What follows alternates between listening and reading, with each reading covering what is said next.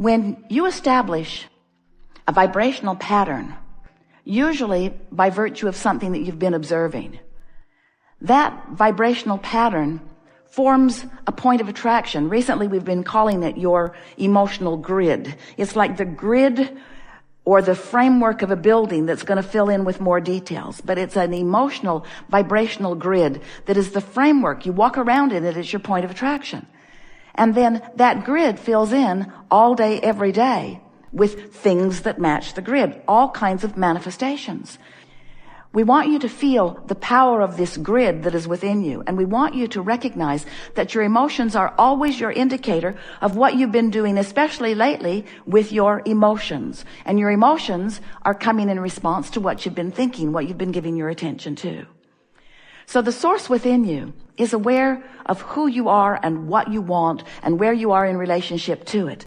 But the source within you is only focused upon, and by source within you, it's such a broad label to define all of us non-physical interested parties in your well-being. You see, most of you don't get that. You haven't been focused upon all of this non-physical help that you have.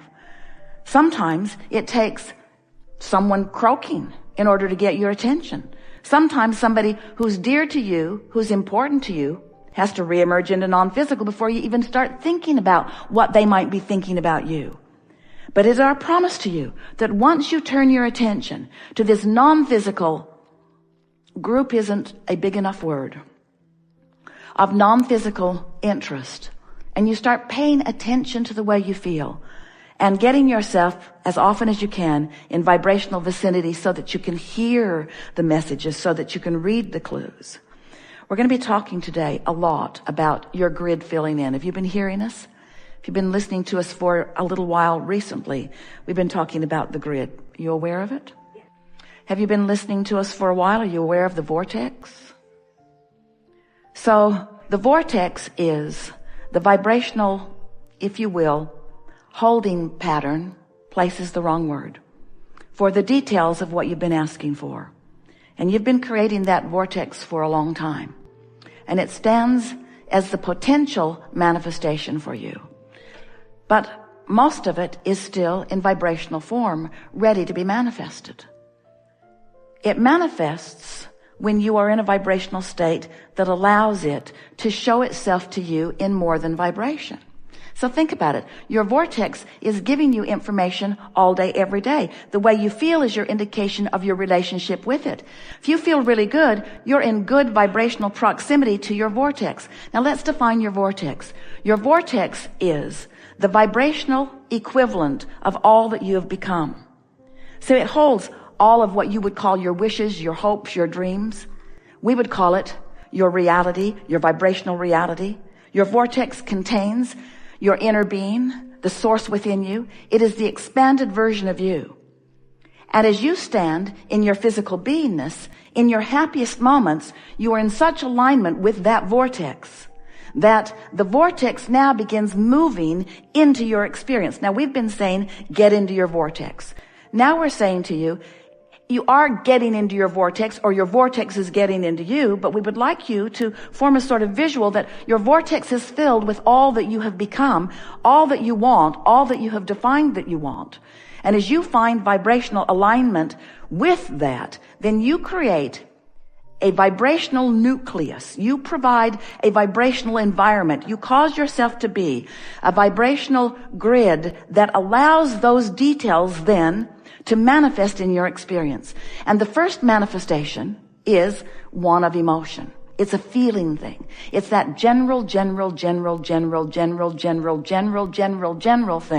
that we are calling emotion. Emotion is about as general as it gets. Because in emotion, you're feeling, have you ever felt something so powerfully and you want so much to convey what you're feeling to another with clarity enough that they can hear it and understand it, but you just can't find the words, but you really know how you feel. You know so clearly how you feel. You just can't put it into words. Well, we don't want you to try so hard to put it into words. Just rest with the general feeling, because as you rest with that general feeling, more will fill in. Then words will begin to come, And then ideas will begin to come. And then rendezvous will begin to come. Everything that happens in your experience is a rendezvousing with something experience. We just want to point out to you in this art of allowing environment that if you will put more emphasis upon the one thing that you have control over, and that is your personal relationship with your vortex, and if you are consciously aware of the contents of the vortex, and you are consciously aware of the power of the grid, now you've got everything that you need to put it all together. Now, formerly, we've been telling you the same thing for a while, just not in that easy to understand format. We've been saying to you that there are 3 steps to the process. Step 1 is ask. And life just through its contrast causes you to ask. And when you ask, you put it in the vortex, put it in the vortex, put it in the vortex, put it in the vortex, put it in the vortex. Step 2 is source answers. Well, in this context of what we just said to you today, this vortex is this becoming place, environment of all that you've asked for. The source within you literally becomes the vibrational equivalent of what you've been asking for. The book that we wrote a few years ago said, ask and it is given. Today we say, ask and the vortex becomes it. Ask and the vortex becomes what you've asked for. Now the next step, and the question that the Ask book erupted within so many of you is, all right, so I've asked and you say you have given, but where is it? I will sort of kind of accept, Abraham, because you seem credible in some ways, that when I have asked, it has been given, but if it has been given, where is it? And please don't tell me it's in the vortex. It's in the vortex. It's in the vortex. But the question is, how do you get it out of the vortex and into your experience? So we've been saying step 3 is you got to get in the vortex. Step 3 is you have to allow it. But we're giving you a clear way of defining that. Now we're saying to you, and you can hear this, can't you? That you have a vibrational grid going on all the time.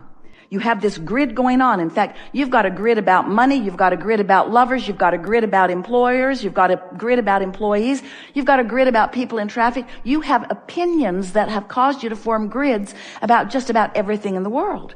And your grids in any moment in time are stacking up and equaling your point of attraction. So you're walking around with, we love you very much. You know what's coming after that, don't you? You're walking around with sloppy grids. You're walking around with a grid that has been inspired by that experience and a grid that has been inspired by that experience. So you've got all of these reactionary grids going on that are then affecting your relationship with your vortex. And so we want you to stop reacting so much to what's going on. You may have, if you've been listening to us for a while, and some of you have, you may remember us saying to you that most people offer most of their vibration in response to what they're observing. So you're out there observing stuff and creating a grid. And your human, logical mind wants to say, well, Abraham, there are all of these truths that I am aware of. And isn't it prudent for me to observe and sift through and focus upon these truths? And we say, but can you hear the backward nature of that? What you're actually saying is, Abraham, there's stuff that people have got going on with their grids that is manifesting in a way that I can see it. So since they created it and their grid filled in with it, shouldn't I observe it? And we say, yes, if you want your grid to fill in with it. If you like what you see, give it your undivided attention. If you don't want it, turn the other cheek. If you don't want it, give your attention to something else. If you don't want it, create your own grid. And so most humans, it's sort of a cry that's coming from humanity these days. Abraham, we hear you. Abraham, Abraham, we hear you saying, Abraham, I don't get this. How in the world can I offer a vibration apart from what I am observing? And we say, go general. Go general. That's what meditation does for you. That's what petting your cat does for you. That's what caring about how you feel does for you. In other words, you just have to decide that you're going to connect with that basic core grid of well-being. And when you do, have you heard us say, surely you have, because we say it all the time, that one who's in alignment with who you are is more powerful than millions who are not. One who's connected to the stream is more powerful than millions who are not. One who's in the vortex is more powerful, more attractively powerful than millions who are not. In other words, you just have to experience the leverage of alignment. So today we're explaining to you that the reason that power, that clarity, that point of attraction comes on so strong and so clearly is that when you line up with that core grid, when you line up with the well-being that you were born with, when you line up with the vortex version of you, when you line up with the energy of the source within you and all that you've been asking for, when you line up with that, heaven and earth and all things in between begin moving in the direction of that which you are. In other words, your grid starts filling in. And people that don't understand vibration, people that don't understand attention and focus, people who don't understand that you've been doing vortex work and grid work, people who are watching from the outside would call you the lucky one. How come you always get that parking place right in front of the door? Why do people always treat you so well? Why do things always go so well for you? Why do you barely define that you want something and things start moving? Why do the good ideas come to you? Why do the great song lyrics come to you? Why do the great paintings flow through your fingertips? Why do the scientific equations occur to you and not to that one and that one who works far longer and far harder and stays up all night more often? How come you seem lazy to me, they'll say. You don't seem like you're working that hard. You don't seem like you're suffering at all. You don't seem like you're paying the price. You don't seem like you have earned it. You do not feel to me as if you deserve it, and yet all good things come to you. Why is that, they want to know. But your answer will fall on deaf ears, because you cannot give them the answer they seek, because they still believe that it's hard work and struggle. They still believe that it's paying a price. They do not understand that it's about alignment with the core goodness that you were born with, that will always be there for you, you see. And that's what we wish for you. When we talk about the art of allowing, we're talking about you finally figuring out a way to get your attention off of the things that are troubling and on the things that aren't.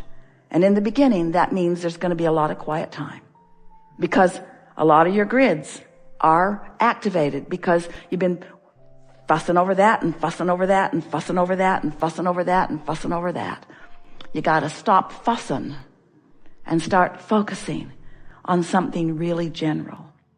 Oh, we want to convey to you that you have this non-physical contingency of interested parties in your well-being who are constantly, with forethought and foresight, acknowledging and therefore possibly influencing you to good moves and steps in the direction of what you're wanting. We want you to know that when you practice the vibrational vicinity of who you really are, that you have access to more of what you would call insight. If you're talking about the beasts of your planets, you call it instinct. But what it really is that all day, every day, for as long as you have been in this physical body, you've been sifting and sorting and defining what you want, and you've been sending these precise, specific rockets of desire into what we've been calling your vibrational vortex. We've been calling it a vortex, which is a vibrational holding place for all expansion that you've discovered along your way.